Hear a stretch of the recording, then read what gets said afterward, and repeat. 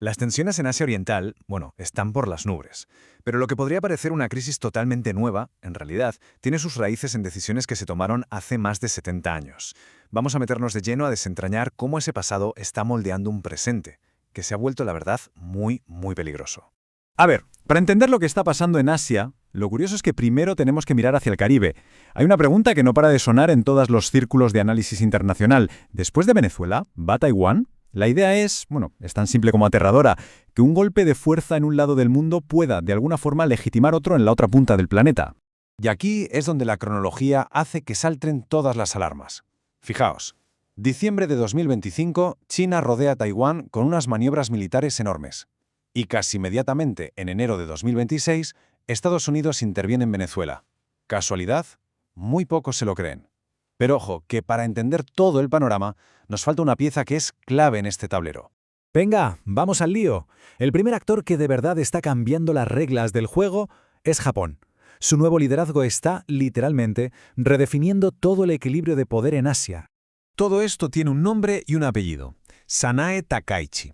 Desde que llegó al poder en octubre de 2025, esta primera ministra ha roto con décadas y décadas de política exterior japonesa. Su rumbo es clarísimo, una postura muchísimo más dura y sobre todo abiertamente nacionalista. Y es que a principios de noviembre de 2025, Takaichi soltó la bomba. Dijo unas palabras que la verdad nadie esperaba: que un ataque a Taiwán sería una amenaza existencial para Japón. Es la primera vez desde la Segunda Guerra Mundial que un líder japonés deja la puerta abierta a una intervención militar contra China. Y eso, claro, lo cambia absolutamente todo. Y es que su perfil político, la verdad, no deja mucho lugar a dudas. Es una asidua del santuario de Yasukuni, que es el lugar que honra a criminales de guerra y que siempre es un punto de fricción tremendo con sus vecinos. Además, ha criticado abiertamente las disculpas de Japón por su pasado imperial y se opone frontalmente al artículo 9, que es el corazón de la constitución pacifista del país.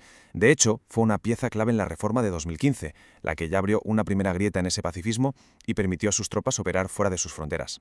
Pero claro, este giro no va solo de palabras, se respalda con dinero, con muchísimo dinero. El presupuesto militar para 2025 es el más grande de la historia de Japón, 8,7 billones de yenes, y el mensaje que manda Takaichi es que esto es solo el principio.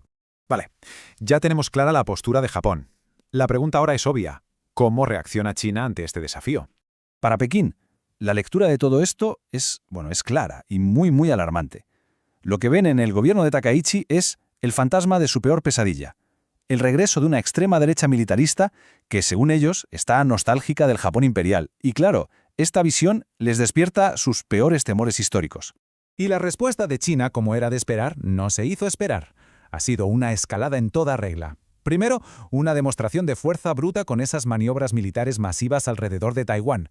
Después, una ofensiva diplomática con una retórica durísima y amenazas de sanciones económicas. Y el golpe final, una acusación directa, que Tokio está resucitando las fuerzas salvajes y brutales de su pasado imperial. Bien, llegamos al punto crucial, porque es fundamental entender que esta crisis no ha salido de la nada. No. Para comprender la tensión que vemos hoy, tenemos que viajar en el tiempo, hasta el final de la Segunda Guerra Mundial, a esas decisiones que, sin saberlo, sentaron las bases del conflicto actual.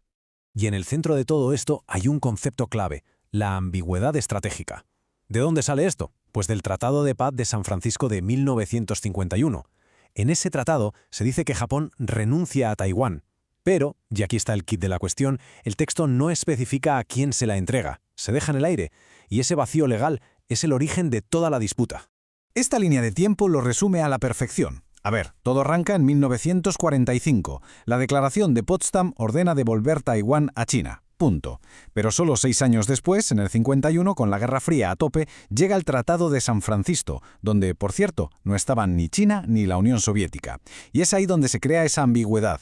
La situación queda como congelada durante décadas, hasta que en 2015 Japón da un paso y autoriza la intervención militar en el extranjero. Y así, ¡pum!, llegamos a 2025, donde Takaichi desempolva esa ambigüedad del 51 y la usa como la justificación perfecta para su nueva postura.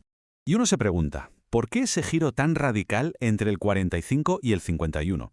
La respuesta es muy simple: Guerra Fría. La amenaza del comunismo lo cambió absolutamente todo. El plan original de Washington, que era desmilitarizar a Japón para siempre, se fue a la basura. La nueva prioridad era otra, reconstruirlo a toda pastilla para convertirlo en su gran aliado en Asia. Vamos, en una especie de portaaviones imposible de hundir contra la expansión soviética. Y todo esto nos lleva a la gran pregunta. ¿Estamos de verdad asistiendo al nacimiento de un nuevo orden mundial?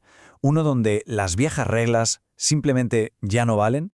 Para entender el orden que ahora mismo se está tambaleando, hay que recordar cuál era la ambición de Washington justo después de la guerra. Y era simple y total. La prensa de la época lo dijo muy claro. El objetivo era transformar el Océano Pacífico en un lago estadounidense. Así, sin más. Un dominio absoluto. Y ahora, de repente, en pleno 2026, China lanza un desafío directo a ese lago estadounidense. Porque cuando Pekín dice que el militarismo japonés no ha sido erradicado, el mensaje no es solo para Tokio. No. Es un ataque frontal a la legitimidad de toda la estructura de seguridad que Estados Unidos levantó en Asia desde 1945. Así que, en resumen, este es el gran juego geopolítico que tenemos sobre la mesa. Por un lado, Japón, con Takaichi a la cabeza, tira de una ambigüedad jurídica que irónicamente creó Estados Unidos hace décadas y la usa para justificar su rearme.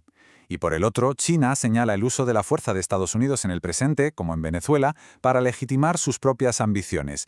Vamos, que cada uno está usando las acciones del otro para mover sus propias fichas. Y esto nos deja con una pregunta final, una pregunta bastante inquietante que un asesor de defensa estadounidense ya formuló sin pelos en la lengua.